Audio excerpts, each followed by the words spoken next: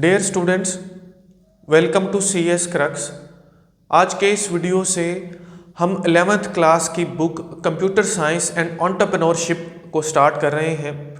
इस पूरी lecture series में कंप्यूटर साइंस एंड एंटरप्रेन्योरशिप में मौजूद जितने भी यूनिट्स हैं, सभी यूनिट्स में मौजूद जितने भी टॉपिक्स हैं, उन सभी टॉपिक्स को बिल्कुल बेसिक से विद रियल लाइफ एग्जाम्पल्स हमको कवर करना है। न सिर्फ हम सभी कॉन्सेप्ट्स को समझेंगे बल्कि उसके साथ साथ हम एग्जाम्स के पॉइंट ऑफ व्यू से अपनी प्रिपरेशन करेंगे। पेयरिंग स्कीम को सामने रखते हुए हमने इस पूरी बुक को प्रिपेयर करना है ताकि एट द एंड हम इस काबिल हो जाएं कि हम एग्ज़ाम में अच्छे मार्क्स ऑब्टेन कर सकें। तो स्टार्ट करते हैं। उससे पहले अगर आप चैनल पर न्यू आए हैं तो चैनल को सब्सक्राइब ज़रूर कर दीजिए। हमारा फर्स्ट यूनिट जिसका नाम है इंट्रोडक्शन टू सॉफ्टवेयर डेवलपमेंट, इसको हम स्टार्ट कर रहे हैं, जहां वेरी फर्स्ट टॉपिक है जो बहुत इंपॉर्टेंट है, सॉफ्टवेयर डेवलपमेंट लाइफ साइकिल, जिसको इन शॉर्ट SDLC बोला जाता है। इस टॉपिक को आज की इस वीडियो में हमें कवर करना है। सबसे पहले नंबर पर हमको ये समझना है कि सॉफ्टवेयर डेवलपमेंट किसको बोलते हैं। सॉफ्टवेयर डेवलपमेंट बेसिकली एक सिस्टमैटिक प्रोसेस है for creating, for building softwares और एप्लीकेशंस और प्रोग्राम्स। एक बात को याद रखना है एज कंप्यूटर साइंस स्टूडेंट, ये तीन जो नाम हैं ये एक ही चीज़ को रिप्रेजेंट करते हैं। अगर कहीं पर वर्ड आएगा सॉफ्टवेयर, अगर कहीं पर वर्ड आएगा एप्लीकेशंस, अगर कहीं पर वर्ड आएगा प्रोग्राम्स, तो आप ऐसा बोल सकते हो कि ये तीनों एक ही चीज़ के सिनोनिम्स हैं। अब जो सॉफ्टवेयर डेवलपमेंट है बेसिकली ये एक सिस्टमैटिक प्रोसेस है for creating, for building softwares, applications और प्रोग्राम्स। और वो जो सॉफ्टवेयर्स क्रिएट किए जाते हैं वो कोई पर्टिकुलर, कोई स्पेसिफिक टास्क परफॉर्म करते हैं। इसको हम क्या बोलते हैं? इसको हम सॉफ्टवेयर डेवलपमेंट बोलते हैं। अब ऐसा है कि सॉफ्टवेयर डेवलपमेंट जो है बेसिकली ये नंबर ऑफ स्टेजेस पर मुश्तमिल है, नंबर ऑफ फेजेस पर मुश्तमिल है। वो फेजेस इनिशियल एनालिसिस से स्टार्ट होते हैं, उसमें हम कोडिंग करते हैं, हम टेस्टिंग करते हैं, हम डिप्लॉयमेंट करते हैं किसी भी सॉफ्टवेयर की। ये सभी जो स्टेजेस हैं ये इंक्लूडेड हैं इन सॉफ्टवेयर डेवलपमेंट। अब ऐसा है कि ये जितने भी स्टेजेस हैं जो इन्वॉल्व हैं सॉफ्टवेयर को डेवलप करने में, सॉफ्टवेयर को क्रिएट करने में, बनाने में, ये सभी स्टेजेस अपनी अपनी जगह पर बहुत अहमियत रखती हैं, बहुत इंपॉर्टेंट हैं। और हर स्टेज का खुद का कोई ना कोई टूल होता है, कोई ना कोई स्किल होती है जिसकी हेल्प से उस स्टेज को जो है वो कंप्लीट किया जाता है। फॉर एग्जाम्पल, अगर हम कोई सॉफ्टवेयर बना रहे हैं, अगर आपके मोबाइल में कोई एप्लीकेशन है, कोई गेम है, सॉफ्टवेयर मैं किसको बोल रहा हूँ? जैसे माइक्रोसॉफ्ट ऑफिस एक सॉफ्टवेयर है, जैसे हमारे मोबाइल में कोई भी एप्लीकेशन है, एक्सेल की एप्लीकेशन है, कोई भी सिंगल एप्लीकेशन है। आज के टाइम में हुकूमत ने बहुत सारी एप्लीकेशंस अपनी लॉन्च की हुई हैं, वो सारे के सारे सॉफ्टवेयर्स हैं। आपका खुद का कोई कॉलेज है, आप किसी यूनिवर्सिटी का कोई सॉफ्टवेयर बनाते हो, आपकी कोई शॉप है, आपका कोई मेडिकल स्टोर है, आप उसका कोई ना कोई सॉफ्टवेयर बनाते हो, इसको मैं बेसिकली सॉफ्टवेयर बोल रहा हूँ। ये एप्लीकेशंस हैं, ये सॉफ्टवेयर्स हैं, ये प्रोग्राम्स हैं। फॉर एग्जाम्पल, अगर हम कोई एक सॉफ्टवेयर बनवाते हैं अपने किसी कॉलेज का, किसी यूनिवर्सिटी का, तो सामने आपको फ्रंट एंड पर एक जो है वो यूजर इंटरफेस नजर आता है, उसके बैकएंड पर कुछ कोड होता है, और वो जो आपका एक पूरा सॉफ्टवेयर है वो कनेक्टेड होता है विद डेटाबेसेस, जहां पर आपका डाटा स्टोर होता है ताकि जब आपको जरूरत हो आप उस डाटा को फिर से जो है वो फेच कर सको, आप उसको रिट्रीव कर सको। अब वो जो सभी स्टेजेस हैं उनमें हर स्टेज पर ये सारे के सारे काम हो रहे हैं। कहीं पर इंटरफेस बन रहा है, कहीं पर ऐसा हो सकता है कि हम डेटाबेसेस को कनेक्ट कर रहे हो, कहीं पर हम कोड कर रहे हो सकते हैं। तो आपने इस बात को याद रखना है। एक ब्रीफ इसकी जो डेफिनेशन है सॉफ्टवेयर डेवलपमेंट की वो ये है कि ये एक सिस्टमैटिक प्रोसेस है फॉर क्रिएटिंग और बिल्डिंग सॉफ्टवेयर्स। जो नंबर ऑफ स्टेजेस पर मुश्तमिल होता है, वो नंबर ऑफ स्टेजेस कौन कौन सी हैं? वो हमारा इनिशियल एनालिसिस है, उसके साथ साथ हमारी कोडिंग है, डिजाइनिंग है, उसके साथ साथ जो है वो उसकी डिप्लॉयमेंट है उस सॉफ्टवेयर की। ये सभी स्टेजेस जो हैं ये सॉफ्टवेयर डेवलपमेंट में शामिल हैं। और उसके साथ साथ हर स्टेज की एक इंपॉर्टेंस है और हर स्टेज के लिए एक पर्टिकुलर स्किल चाहिए। हर स्टेज के लिए हमारे पास जो है एक पर्टिकुलर टूल्स हैं जो उसको परफॉर्म करते हैं। ये इसकी एक ब्रीफ एग्जांपल है जिसको आपने एग्जाम में लिखना है। अब हम बात करते हैं सॉफ्टवेयर डेवलपमेंट लाइफ साइकिल की। Basically software development life cycle जो है ये एक फ्रेमवर्क है जो उन प्रोसेसेस पर मुश्तमिल होता है जो कोई भी ऑर्गेनाइजेशन यूज करती है सॉफ्टवेयर को डेवलप करने के लिए। अगर कोई ऑर्गेनाइजेशन, कोई इदारा, कोई सर्विस प्रोवाइडर जिसको सॉफ्टवेयर डेवलप करना है, सॉफ्टवेयर बनाना है, क्रिएट करना है, वो SDLC जो हमको प्रोसेसेस बताता है उन प्रोसेसेस को फॉलो करती है ताकि वो एक बेहतर, एक क्वालिटी सॉफ्टवेयर अपने कस्टमर को बना के दे सके। होपफुली कॉन्सेप्ट समझ आ गया। अब सबसे पहली बात जो हमारे माइंड में आती है वो ये आती है कि सॉफ्टवेयर डेवलपमेंट लाइफ साइकिल, जिसको इन शॉर्ट हम SDLC बोल रहे हैं, इसके अंदर जो प्रोसेसेस हैं या ये खुद जिसको हम SDLC बोल रहे हैं, ये इतना इंपॉर्टेंट क्यों है, इसका मकसद क्या है। तो इस बात को आपने याद रखना है कि जो प्राइमरी गोल है सॉफ्टवेयर डेवलपमेंट लाइफ साइकिल का वो ये है कि कोई भी ऑर्गेनाइजेशन, कोई सर्विस प्रोवाइडर, कोई सॉफ्टवेयर हाउस जो सॉफ्टवेयर डेवलप कर रहा है वो अपने क्लाइंट को, अपने कस्टमर को हाई क्वालिटी सॉफ्टवेयर जो है वो प्रोवाइड करे। वो ऐसे सॉफ्टवेयर्स प्रोवाइड करे जो कस्टमर्स की नीड्स को मैच करें, जो कस्टमर्स की एक्सपेक्टेशंस को फुलफिल करें। और उसके साथ साथ हमारे पास एक कॉस्ट का एस्टिमेशन हो, हमारे पास टाइम का एस्टिमेशन हो कि हमने इतनी कॉस्ट में, इतने टाइम में इस एफिशिएंसी के साथ सॉफ्टवेयर जो है वो अपने क्लाइंट को प्रोवाइड करना है। अब एक बात को याद रखो, यहां पर दो लोग हैं, दो एंटिटीज हैं। पहले नंबर पर है जिसको हम बोल रहे हैं कस्टमर या जिसको हम बोल रहे हैं क्लाइंट। दूसरे नंबर पर है सर्विस प्रोवाइडर या जिसके लिए यहां पर वर्ड आपकी बुक में लिखा हुआ है ऑर्गेनाइजेशन, जिसको मैं ORG लिख रहा हूं इन शॉर्ट। अब ऑर्गेनाइजेशन क्या करती है, ये सॉफ्टवेयर को डेवलप करती है, बनाती है। कस्टमर वो लोग हैं जो सर्विस प्रोवाइडर को बोलते हैं कि मुझको फला सॉफ्टवेयर चाहिए। फॉर एग्जाम्पल मेरा एक कॉलेज है, मैं पहले मैनुअली उस कॉलेज को चला रहा हूँ। स्टूडेंट अगर इनरोल मैं करता हूँ, उनको दाखिला देता हूँ, तो उसके लिए मैं पेपर वर्क करता हूँ, सारा काम मेरा मैनुअल है। मैं ये चाहता हूँ कि मैं एक सॉफ्टवेयर बनवाऊँ, मैं एक वेबसाइट बनवाऊँ, मैं एक अपने मोबाइल की एप्लीकेशन बनवाऊँ ताकि ऑनलाइन मैं एडमिशन कर सकूँ, ऑनलाइन ही मैं अपने रिजल्ट्स डिक्लेयर कर सकूँ, टीचर्स की हायरिंग कर सकूँ, स्टूडेंट की इनरोलमेंट कर सकूँ, अपने जितने भी मेरे पास फैसिलिटीज़ हैं हमारे कॉलेज में उन सबको मैं ऑनलाइन कर दूँ, उनको मैं जो है वो सॉफ्टवेयर उसका बनाऊं, मैं उसके लिए एप्लीकेशंस बनवाऊं। तो मैं जाऊंगा किसके पास, सर्विस प्रोवाइडर के पास। सर्विस प्रोवाइडर के पास मैं गया, उसने अगर सॉफ्टवेयर को डेवलप करना है तो वो उन प्रोसेसेस को फॉलो करेगा जो कौन हमको प्रोवाइड कर रहा है, जो प्रोवाइड कर रहा है सॉफ्टवेयर डेवलपमेंट लाइफ साइकिल। वो उन प्रोसेसेस को इसलिए फॉलो करेगा क्योंकि वो ये चाहता है कि कस्टमर को हाई क्वालिटी सॉफ्टवेयर दे। वो ये चाहता है कि कस्टमर जो है वो जो एक्सपेक्ट कर रहा है उससे, वो उन एक्सपेक्टेशंस के अकॉर्डिंग उसको सॉफ्टवेयर जो है वो प्रोवाइड करे। और कस्टमर जो है साफ ज़ाहिर है जब उसको वो एक अच्छी प्रोडक्ट देगा तो ऑटोमेटिकली आने वाले टाइम में जो उसकी रैंकिंग है कस्टमर के पॉइंट ऑफ व्यू में वो बढ़ेगी, ऑटोमेटिकली उसको ज़्यादा कस्टमर्स मिलेंगे। तो ये बेसिकली प्राइमरी गोल है SDLC का। यहां तक बात क्लियर होगी। अब हमने यहां पर जिक्र किया फ्रेमवर्क का। आपकी बुक में एक कॉन्सेप्ट है छोटा सा जो है फ्रेमवर्क का, वो है जी फ्रेमवर्क इन सॉफ्टवेयर डेवलपमेंट। ठीक है जी, यहां पर मैं इसको इन शॉर्ट लिख रहा हूं। याद रखिए सॉफ्टवेयर को समटाइम इन शॉर्ट S.W भी लिखा हुआ होता है, तो इस बात को भी आपने याद रखना है। अब फ्रेमवर्क किसको बोलते हैं, थोड़ा सा कॉन्सेप्ट को समझना है। बेसिकली सॉफ्टवेयर डेवलपमेंट में अगर हम फ्रेमवर्क की बात करें तो ये हमारे पास कुछ ऐसे सेट ऑफ टूल्स हैं, कुछ ऐसे बिल्ट इन सॉफ्टवेयर्स हैं जो हमको हेल्प करते हैं सॉफ्टवेयर को डेवलप करने में।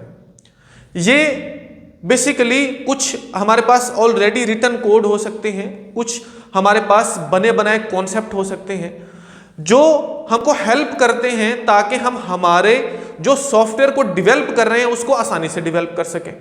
इस पूरी कहानी को एक रियल लाइफ एग्जांपल से मैं आपको समझाता हूं। फॉर एग्जांपल, मेरा एक भट्टा है और मैं ईंटें बनाता हूं। अगर मुझको एक ईंट बनानी है, मैं उस ईंट को बनाने के लिए एक प्रॉपर मेजरमेंट करूंगा। जो मेरे पास क्ले है, जो मिट्टी है, उसका मैं एक प्रॉपर वेट करूंगा, उसका वजन करूंगा और फिर उसके बाद मैं ईंट को बनाता हूं। मैंने एक ईंट बनाई, मैंने दूसरी बनाई, उसके लिए फिर से मेजरमेंट किया, मैंने तीसरी ईंट बनाई, मैंने फिर से मेजरमेंट किया। तो बजाय इसके कि मैं बार बार मेजरमेंट करूं, मैं एक ही काम को बार बार रिपीट कर रहा हूं, तो मैं क्या करता हूं, मैं एक सांचा बनवाता हूं। ठीक है जी, वो लोहे का हो सकता है, वो लकड़ी का हो सकता है। अब हर बार मुझको मेजरमेंट करने की जरूरत नहीं, मैं जो क्ले है उसको उसके अंदर भरता हूं, मुझको 100% एश्योर है कि वही सेम मेजरमेंट होगी, वही सेम वेट होगा इस ईंट का, इस ब्रिक का। तो मैं उस सांचे में क्ले को डालता हूं और फटाफट से जो है वो काम करता जाता हूं और एक्यूरेसी के साथ एफिशिएंटली उस काम को करता हूं। यही बात यहां पर हो रही है सॉफ्टवेयर डेवलपमेंट में। अब कुछ टूल्स, कुछ ऐसे सॉफ्टवेयर्स हैं जो हमको हेल्प करते हैं कि अगर एक कोड जो बार बार यूज हो रहा है, बजाय इसके कि बिल्कुल स्क्रैच से, बिल्कुल इनिशियल से हम उस कोड को लिखें, हम क्या करते हैं, उसी कोड को रीयूज करते हैं, उसको दोबारा से रीयूज करते हैं ताकि बार बार एक काम को करने की जरूरत ना पड़े। तो सॉफ्टवेयर डेवलपमेंट में बहुत सारे ऐसे फ्रेमवर्क्स हैं। अगर आप वेब डेवलपमेंट कर रहे हो तो उसमें जेंगो नाम का एक जो है वो फ्रेमवर्क है जो बेसिकली पाइथन प्रोग्रामिंग लैंग्वेज में यूज होता है। अगर आपको लॉगिन्स बनाना है, अगर आपको रजिस्ट्रेशन फॉर्म्स बनाना है, जैसे आप कोई भी वेबसाइट ओपन करते हो, वहां पर एक टेक्स्ट बॉक्स आ जाता है, आपका नाम क्या है, आपकी एज क्या है, आपका कुछ इस तरह से लॉगिन आप करते हो। जीमेल आपने लाजमी कोई ना किसी स्टूडेंट ने जरूर बनाई होगी आईडी, फेसबुक पे लॉगिन बनाया होगा। तो वो जो सामने आपको पेज कुछ इस तरह से नजर आ रहा होता है, वो जेंगो फ्रेमवर्क है पाइथन प्रोग्रामिंग लैंग्वेज का, वो प्रोवाइड करता है। वहां पर बने बनाए आपको मिल जाते हैं, आपको दोबारा से बिल्कुल स्क्रैच से कोड लिखने की जरूरत नहीं, उसी को आप अपने अकॉर्डिंग जो है वो उसके अंदर कुछ अमेंडमेंट्स करके उसको यूज कर सकते हो। बेसिकली इसको हम फ्रेमवर्क बोल रहे हैं। अगर आप मोबाइल एप्लीकेशन पर काम कर रहे हो तो वहां पर फ्लटर नाम का एक फ्रेमवर्क है। इसी तरह से रूबी नाम का एक फ्रेमवर्क है। इसी तरह से .NET नाम का फ्रेमवर्क है जो बहुत इंपॉर्टेंट है। C++ या जितने भी हमारे पास एडिटर्स हैं, जब तक वो फ्रेमवर्क हमारे पास नहीं होता, वो इंस्टॉल ही नहीं होते। तो ये एक अलग बातें आपको नॉलेज के लिए मैं बता रहा हूं। अगर आप इनको लिख दोगे, मेंशन कर दोगे आपके क्वेश्चन में, तो आपको अच्छे से अच्छे मार्क्स मिलेंगे। अब स्टार्ट करते हैं जी SDLC को। SDLC के बेसिकली हमारे पास कुछ फेजेस हैं, कुछ स्टेजेस हैं। वो स्टेजेस कौन सी हैं? सबसे पहले नंबर पर है रिक्वायरमेंट। इसको रिक्वायरमेंट गैदरिंग भी बोलते हैं, रिक्वायरमेंट एनालिसिस भी बोलते हैं। तो आपने इसको लिखना है जी रिक्वायरमेंट एनालिसिस। तो आपने इसको मेंशन करना है वहां पर रिक्वायरमेंट एनालिसिस। उसके बाद है डिजाइनिंग, या इसको डिजाइन भी बोला जाता है। उसके बाद जो नेक्स्ट स्टेज है, फेज है, वो है कोडिंग और डेवलपमेंट, और नेक्स्ट है टेस्टिंग, फिर है हमारे पास डिप्लॉयमेंट, और उसके बाद है मेंटेनेंस। ये स्टेजेस हैं, ये फेजेस हैं SDLC के। 1 बाय 1 हम इनको कवर करते हैं। बात को याद रखना है, किसी किस्म के नोट्स की जरूरत नहीं, क्योंकि जो पंजाब टेक्स्ट बुक का जो बुक है वो बहुत ज़बरदस्त लिखा हुआ है। हम उसी को फॉलो करेंगे और उसमें कुछ भी नोट्स की जरूरत नहीं, बिल्कुल आसान है। ये कॉन्सेप्ट्स आपने याद रखने हैं, उनको फॉलो करना है। मजीद कुछ ना कुछ नोट्स जहां पर मुश्किल कॉन्सेप्ट्स होंगे, मुश्किल हमारे पास क्वेश्चंस होंगे, वो मैं ऐड करता जाऊंगा। इसमें भी आपने परेशान नहीं होना।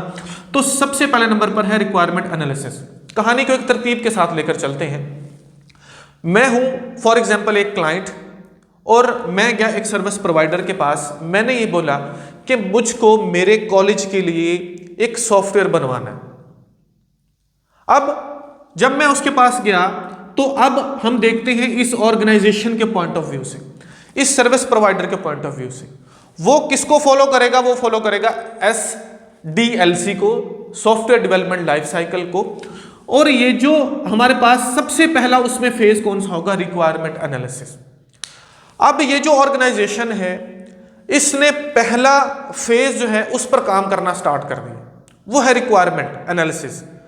अब रिक्वायरमेंट एनालिसिस का मतलब ये है कि उसको या मैं खुद को अगर एज ऑर्गेनाइजेशन कंसीडर करूं तो ऑर्गेनाइजेशन के जो लोग हैं उनको उन सभी डाटा को, उन नीड्स को कलेक्ट करना है जो यूजर चाहता है, जो सॉफ्टवेयर से वो काम लेना चाहता है, क्या उसकी एक्सपेक्टेशंस हैं, क्या चीजें रिक्वायरमेंट है यूजर की। अब इस बात को याद रखिए कि जो कस्टमर है वो एक नॉन टेक्निकल बंदा है, जो ऑर्गेनाइजेशन में बैठे लोग हैं वो टेक्निकल लोग हैं, उनको पता है कि जो भी उनकी स्पेसिफिकेशंस हैं उनको किस तरह से सॉफ्टवेयर में कन्वर्ट करना है। अब रिक्वायरमेंट मतलब डाटा को कलेक्ट करने के लिए, उनकी नीड्स को समझने के लिए क्या करेंगे, वो 3 तरह के काम करेंगे। सबसे पहले नंबर पर वो इंटरव्यूज करेंगे या सर्वेज करेंगे। पहला काम, कौन? ऑर्गेनाइजेशन। वो आते हैं मेरे कॉलेज में, वो मुझसे इंटरव्यू करते हैं। अगर मैं कॉलेज का प्रिंसिपल हूं, जो मेरा स्टाफ है वो उनसे इंटरव्यू करते हैं, वो सर्वे करते हैं, वो कुछ फॉर्म्स जो है वो देते हैं टीचर्स को, स्टूडेंट्स को, ताकि वो समझ सकें कि इस कॉलेज की नीड्स क्या है, इनको किस तरह से कन्वर्ट करना है सॉफ्टवेयर्स में, ताकि एफिशिएंटली वो काम करें। दूसरे नंबर पर वो ऑब्जर्वेशंस करेंगे, बुक में ये चीजें मेंशन्ड है, ऑब्जर्वेशन। तो सबसे पहले नंबर पर रिक्वायरमेंट को गैदर करने के लिए क्या काम हो रहा है जी, सबसे पहले नंबर पर किया जाते हैं जी इंटरव्यूज, फिर उसके बाद यहाँ सर्वेज किए जाते हैं, और उसके बाद सेकंड नंबर पर ऑब्जर्वेशंस की जाती हैं। ऑब्जर्वेशंस का मतलब है खुद से ऑब्जर्व करना है, क्योंकि मैंने बताया कि जो ऑर्गेनाइजेशन के लोग हैं वो टेक्निकल लोग हैं, उन्होंने उनकी नीड्स को सॉफ्टवेयर की फॉर्म में कन्वर्ट करना है। और उसके बाद थर्ड नंबर पर जो डॉक्यूमेंटेशंस हैं, जिनको मैं डीओसी लिख रहा हूं, उनके वो रिव्यूज करेंगे। अब डॉक्यूमेंट रिव्यूज का क्या मतलब है? डॉक्यूमेंट रिव्यूज का मतलब है, अगर वो कॉलेज पहले मैन्युअली काम कर रहा था, पहले मैन्युअली वो रिजल्ट्स दे रहा था स्टूडेंट्स को, पहले मैन्युअली उसने एडमिशन फॉर्म्स बनवाए हुए थे ताकि स्टूडेंट्स वहां पर आए, फॉर्म्स को फिल करें और वहां पर एडमिशन लें, तो उन सभी डॉक्यूमेंट्स को जो कि मैनुअल बने हुए हैं उन सबके वो रिव्यू करेंगे, क्योंकि उनको क्या करना है, उनको ऑनलाइन करना है, उनको सॉफ्टवेयर की फॉर्म में लेकर आना है। कुछ इस तरह से रिक्वायरमेंट्स को गैदर करेंगे। अब ऐसा है कि रिक्वायरमेंट्स को कैटेगराइज किया गया है 2 कैटेगरी में। बेसिकली रिक्वायरमेंट को 2 कैटेगरीज बनाई गई। पहली जो है उसको बोला जाता है फंक्शनल रिक्वायरमेंट, और दूसरी जो है उसको बोला जाता है नॉन फंक्शनल रिक्वायरमेंट्स। ठीक है जी, मैं इन शॉर्ट इसको लिख रहा हूं, आपने इसको माइंड में रखना है, इसमें भूल नहीं जाना आपने। फंक्शनल रिक्वायरमेंट्स और नॉन फंक्शनल रिक्वायरमेंट्स। अब फंक्शनल रिक्वायरमेंट्स कौन सी हैं? फंक्शनल रिक्वायरमेंट बेसिकली किसी भी सिस्टम के बिहेवियर को या उसमें जो फंक्शंस परफॉर्म होने हैं उन फंक्शंस को डिस्क्राइब करती। कौन कौन से काम वो सिस्टम परफॉर्म करेगा, वो सॉफ्टवेयर परफॉर्म करेगा, वो क्या है, वो फंक्शनल रिक्वायरमेंट्स हैं।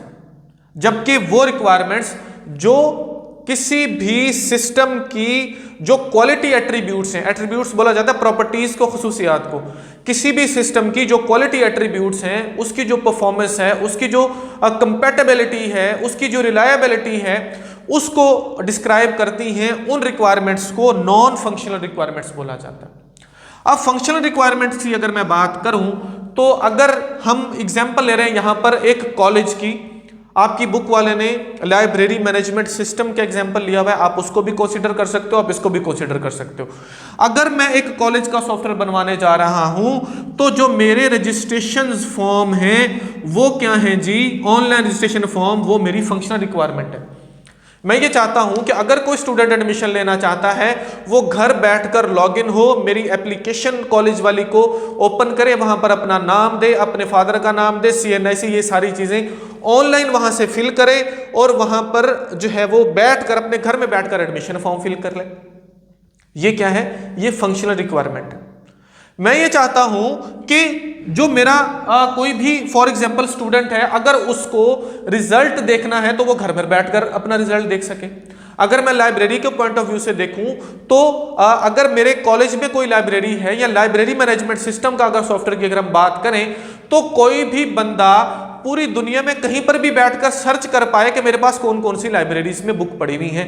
अगर ऑनलाइन वो वहां से लेना चाहता है बुक्स को तो वो ले सकता है, वापस जमा करवाना चाहता है करवा सकता है। जो बुक्स जमा करवाई उसने मंगवाई ऑनलाइन, या जो बुक्स उसने बोरो की उन सब का रिकॉर्ड भी होना चाहिए, किसने कितने पैसे अदा कर दिए ये सारा रिकॉर्ड होना चाहिए। अगर कॉलेज की एग्जांपल्स हम देखें तो किस स्टूडेंट ने फीस जमा करवा दी, कौन से टीचर्स को सैलरी मिल गई, किस स्टूडेंट की फीस जमा नहीं हुई, कौन से स्टूडेंट पास हैं फेल है, ये सारी की सारी क्या हैं, फंक्शनल रिक्वायरमेंट्स आती हैं कि ये सारी चीजें सॉफ्टवेयर में इंक्लूड होनी चाहिए।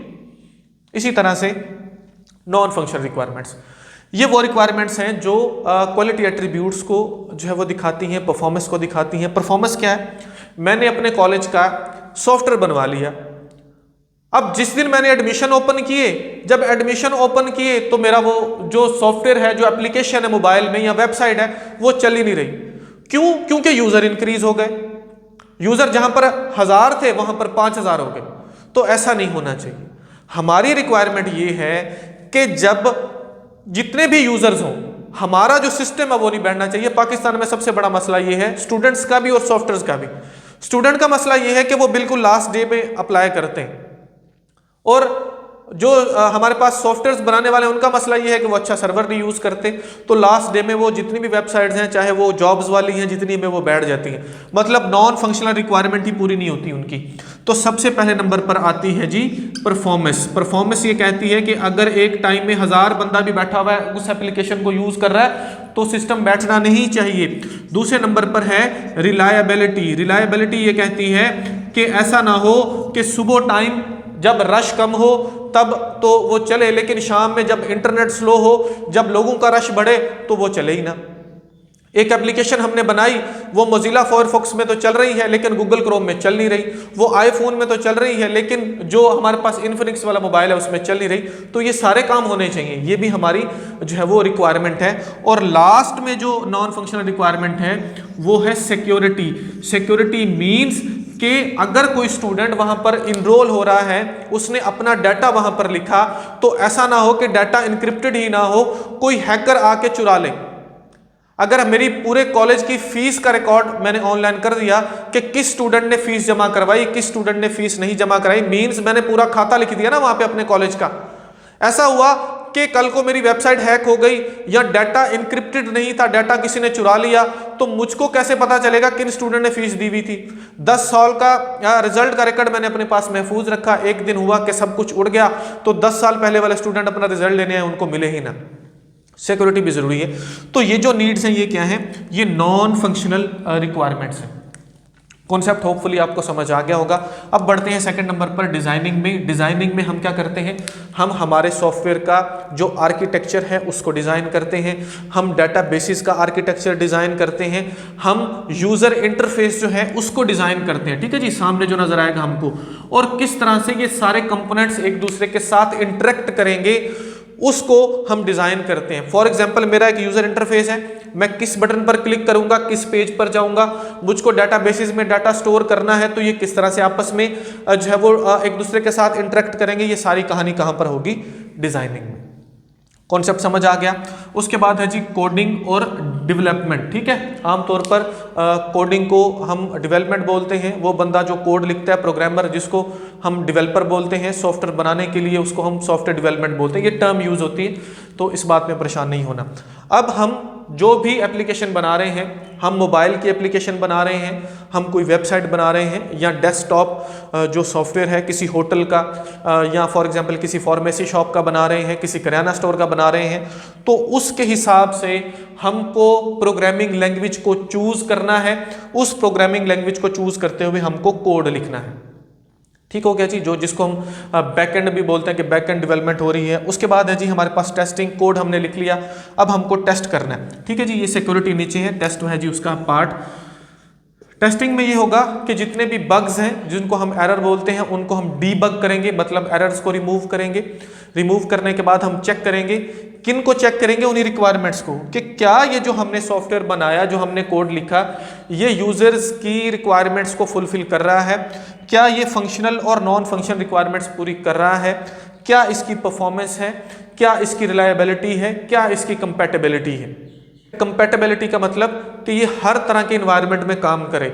मैंने पहले बात की कि अगर मैंने एक सॉफ्टवेयर बनाया, मैंने एक वेबसाइट बनाई, मैं जब गूगल क्रोम में उसको ओपन करता हूँ वो हो जाती है, मोज़िला फायरफॉक्स में, ओपेरा मिनी में ओपन करता हूँ तो वो होती नहीं है, तो हमने क्रॉस चेकिंग करना होती है।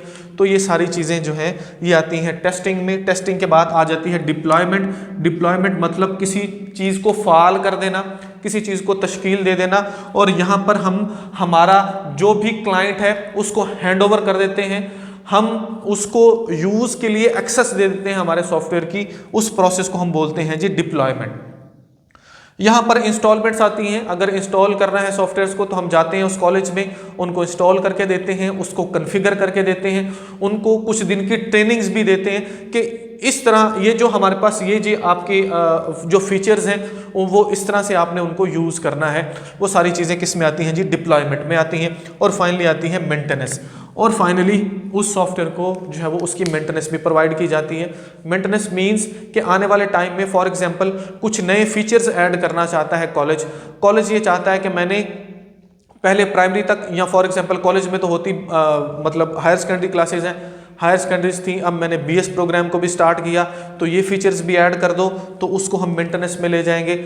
या समटाइम उसके अंदर कुछ नई चीज़ें, नई टेक्नोलॉजी को अडॉप्ट करना चाहता है वो कॉलेज या वो पर्टिकुलर क्लाइंट, तो हम क्या करते हैं उसकी मेंटेनेंस देते हैं। और हम सॉफ्टवेयर को इस तरह से बनाते हैं कि अगर आने वाले टाइम में टेक्नोलॉजी चेंज होती है, 3G से 4G पे जाता है, 4G से अगर 5G आता है तो क्या हो, अगर जो हमारे पास अपडेट्स आती हैं फॉर एग्जांपल जैसे आपके मोबाइल में 5.1.1 कुछ एंड्रॉयड वर्जन होते हैं, आने वाले टाइम में अगर 8 या 10 तक भी वर्जन अपडेट हो जाता है फिर भी वो एप्लीकेशन चलनी चाहिए। मोस्टली ऐसा होता है कि कुछ एप्लीकेशन चलती नहीं है क्योंकि आपके मोबाइल का जो वर्जन है उसके प्रॉब्लम्स होते हैं। तो ये सारी चीज़ें मेंटेनेंस में आती हैं कि हम अगर कोई भी प्रॉब्लम आएगा तो अपने क्लाइंट को उसकी मेंटेनेंस देंगे। हाँ, उसके चार्जेस होते हैं, वो मंथली होते हैं, एनुअली होते हैं या पर मेंटेनेंस होते हैं। तो ये सारी कहानी, तो होपफुली जो कॉन्सेप्ट है ये आपको क्लियर हुआ होगा। SDLC system development life cycle, अगर आपको कॉन्सेप्ट समझ आया तो प्लीज़ कमेंट सेक्शन में ज़रूर बताइए, दूसरों के साथ शेयर ज़रूर कीजिए। आने वाली वीडियोज़ में हम नेक्स्ट जो हमारे पास टर्मिनोलॉजीज़ हैं उनको कवर करेंगे। Thank you so much.